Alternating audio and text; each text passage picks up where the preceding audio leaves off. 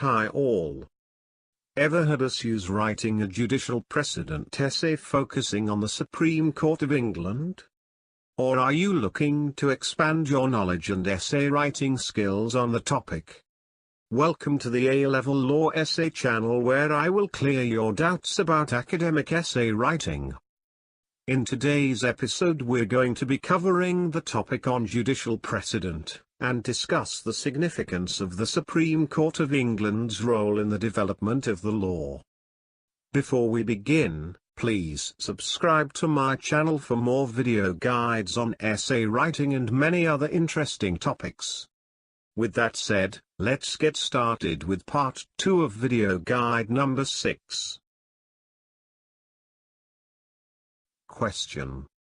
Today's question reads, "The Supreme Court of England plays a significant role in the development of the law.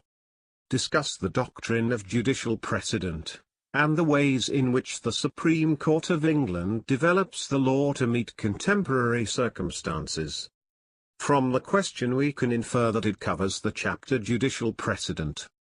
And the focus of the question asks us to discuss the doctrine of judicial precedent, and the significance of the Supreme Court of England's role in the development of the law. Before I begin going through the essay, I would like you to note that my answer is not the perfect essay answer, but it only serves as a guide for you so that you get an idea on how to write your essay, and score the highest mark possible for your effort. Incidentally, I may have also left out certain minor details from my content video, as whatever points that have been discussed earlier only serves as a guide for us to reach our end product, the essay. One more important thing to note is that since, for examination purposes, the time limit for one essay answer is exactly 30 minutes, I will not have a lot of time to cover every single, relevant detail, and the ideal word count for an excellent essay answer is between 700–900 words per essay. Introduction. English common law is a very important source of law, and its basic unwritten form has been slowly developed over the centuries. An essential aspect of this development is the doctrine of judicial precedent. The Supreme Court of England plays an important role in the development of the law, but before we can assess this, we will first consider the nature and workings of the doctrine of judicial precedent. Point 1, Body Paragraph 1. The concept behind the doctrine of judicial precedent is derived from the maxim, to stand by decisions, and not disturb that which has been established. This basic nature of the doctrine ensures certainty in the law, as like cases are treated alike. The importance of the doctrine is to determine what forms precedent in case laws. This is the ratio decidendi, that is the reason for deciding in a judgment, that is used as binding precedent so that future judges apply what has been decided into a case that they are trying. However, there are situations where judges have to create original precedents so as to deal with unprecedented cases. These original precedents will either have binding or persuasive effect on future cases. Point 2, Body Paragraph 2. To understand how the doctrine applies to the Supreme Court, we must first delve into the workings of the doctrine in relation to the court hierarchy. The English court hierarchy is generally broken down into two major tiers, that is the courts of first instance, and the appellate courts. It is important to note that the relevance of this division lies in the fact that the doctrine applies differently for both tiers in the hierarchy. The courts of first instance are usually bound by preceding decisions made by the higher courts, while the higher courts are not necessarily bound by preceding decisions, as they have the authority to depart, or not follow previous decisions. Binding precedents are usually only applicable to lower-tier courts, or the courts of appeal, while original precedents are usually made by the Supreme Court, which is the higher court in the land.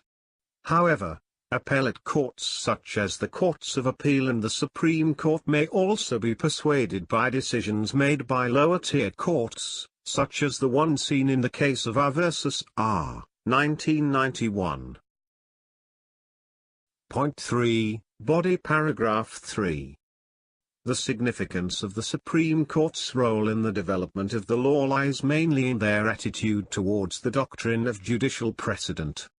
As the highest court in the land that used to be a part of Parliament as the House of Lords until the Constitutional Reform Act 2005 established its own body in 2009, it has the highest authority in the development of common laws. It can do so by creating original precedents, or to simply distinguish, overrule, or reverse preceded cases and so, therefore, develop law according to its own collective wisdom. In the case of London Street Tramways versus London County Council, 1898, the law lords once declared that certainty in the law was more important than individual hardship, and so bound themselves to their own preceded cases. However, this proved problematic when the law couldn't develop to meet changing circumstances. Therefore, in 1966, they came out with a practice statement as a guide for them to decide when it is right for them to depart from their own decisions and thereby developing laws. Point 4, Body Paragraph 4. Throughout its existence, the Supreme Court has made significant contribution to the development of the law, for both civil and criminal cases.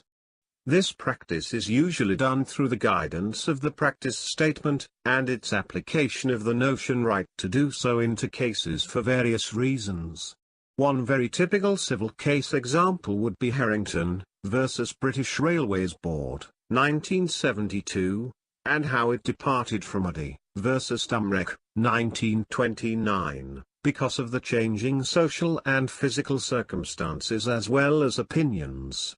As for criminal cases, the decision in R versus Shivpuri, 1986, departed from Anderton versus Ryan, 1985, because the law lords feel that, although these cases are only 1 year apart, the urgency to correct the problem in preceded cases was thought to be right for them to do so, as the justice of the case demands it. Conclusion. The role of the Supreme Court is an important one. Although the strict doctrine of judicial precedent is favored for providing certainty in the law, the Supreme Court plays a very significant part in developing it according to changing circumstances so that the law can keep up with contemporary society. That is the end of the essay guide for this video tutorial, on the question about judicial precedent. What do you think about it? How would you go about answering it? Do you have any questions? Do let me know by commenting below. Do check out part 1 of this video tutorial, where I will go through with you the content guide on this question. I will put a link to it in the description below. If you find this video tutorial useful, please like, share and subscribe to my channel for more.